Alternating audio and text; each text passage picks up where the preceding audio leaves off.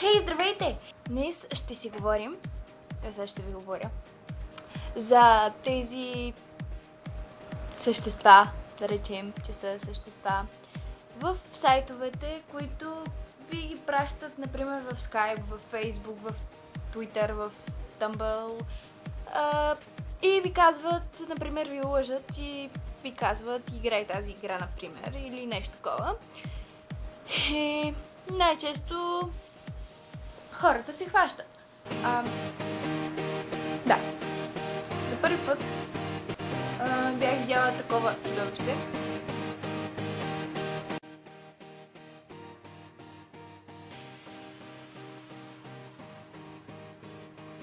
И ясно ми излезе едно чудовище, което ми пищеше толкова ужасно. Това си беше. Щях да си падна и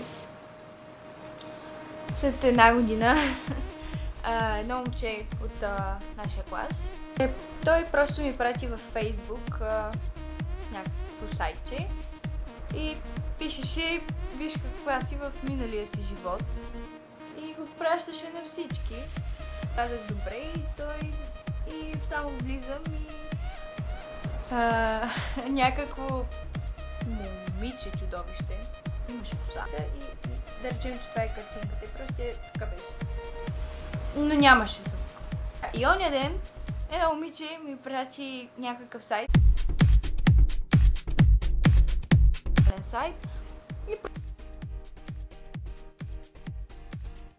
И едно от момиченцата сякаш беше изрязано от другите и се приближи и беше страшно. В смисъл беше приближено в това и аз така се приближих, беше много смешно и просто като тя се приближи също и аз.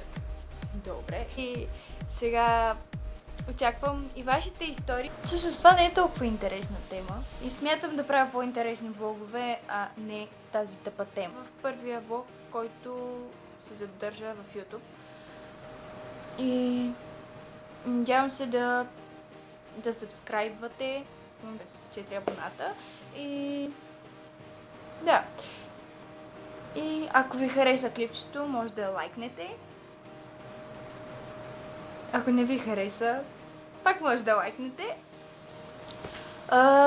Ще кача нещо по-интересно и смятам всяка неделя да качвам нови клипчета, които да имат тема. Ай, чао!